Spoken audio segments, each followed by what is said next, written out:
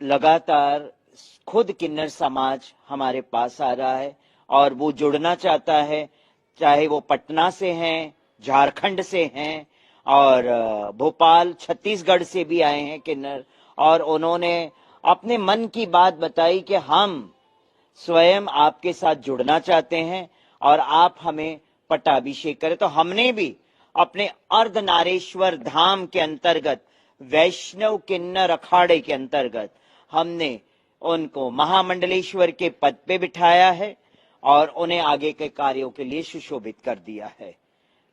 और साथ ही हमने, आपको बताऊं, साथ ही हम सब ने मिलके संगम के तट पे साथ में अमृत स्नान किया है। गुरु मैम, क्या योजना आगे की बन रही है? जिस तरीके से नमामि गंगे का भी कई सारा प्रोजेक्ट चल रहा है, गंगा की और यमुना की साफ सफाई को लेकर सरकार तो कर ही रही है, लेकिन फिर भी लोग नहीं समझ रहे हैं, उसको लेके आपकी क्या योजना है? लोगों को समझाने के लिए कि माँ गंगा, माँ यमुना की स्वच्छता की बात करें, माँ गंगा और यमुना की स्वच्छता की हम बात करें।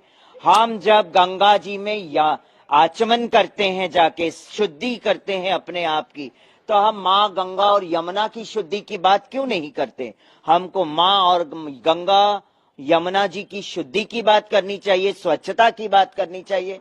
और ये सर्वप्रथम समाज का कार्य है कि हम जहां डुबकी लगाने जाते हैं वहां स्वच्छता का प्रमाण करें, और उसी के लिए हम स्वयं कल से पद यात्रा निकालेंगे। माँ गंगा और यमुना को कलश में लेके जगह जगह पद यात्रा निकाल के समाज को एक मैसेज देंगे स्वच्छता की, कि माँ गंगा अगर इस धरातल पर है तभी हम कुंभ कर पाएंगे, तभी हम अमृत स्नान कर पाएंगे।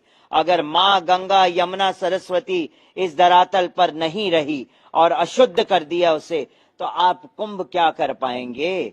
आप स्नान कैसे कर पाएंगे? आप शुद्धता का प्रमाण कैसे दे पाएंगे? आप अपने पापों को कैसे धो पाएंगे?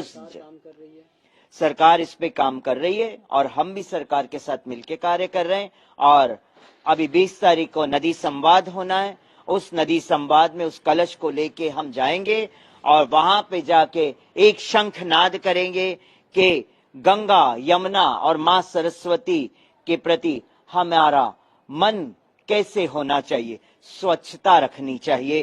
क्योंकि लोग, देखा है हमने, गंगा जी के इर्द गिर्द गंदगी फैला के रखा हुआ है, स्वच्छता का कोई नाम ही नहीं, लोगों ने फैला रखा है। समाज को मैं कहती हूँ कि समाज को इसमें आगे आके योगदान देना चाहिए कि गंगा यमुना और सरस्वती इस त्रिवेणी की घाट की सफाई होनी चाहिए। आप देखिए दिल्ली में भी यमुना जी कितनी दूषित हो चुकी है, क्या उस पे कोई आवाज क्यों नहीं उठा रहा है? उस पे भी आवाज उठनी चाहिए।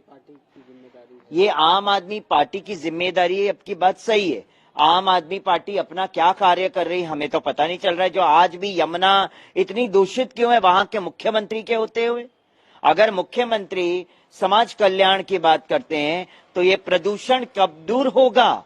यमुना का प्रदूषण कब दूर होगा? यमुना में प्रदूषण हो रहा है तो लोगों के हेल्थ पे भी असर पड़ रहा है। तो इसी के लिए हम आगाज कर रहे हैं इस प्रयागराज से, गंगा यमुना और सरस्वती माँ का जगह जो है स्वच्छ हो, इसके लिए हम आगाज कर रहे हैं। क्या यात्रा रहने वाली है? किस तरह यात्रा? हमारी पदयात्रा रहेगी, पूरे 5 दिन की पदयात्रा करेंगे और लोगों को जागरूक करेंगे और उनके हृदय में अलख जगाएंगे कि हमको माँ गंगा यमुना सरस्वती को अगर हम माँ मानते हैं तो हम उनके बच्चे हैं। बच्चों का सर्वप्रथम कर्तव्य बनता है कि माँ गंगा, माँ यमुना, माँ सरस्वती के प्रति हमारे बोलते न सफाई की बात हम करें, उनको दूषित रहित करें की बात कर ही रही है नमामि गंगे की। देखिए हम हर चीज सरकार के ऊपर नहीं थोप सकते हैं।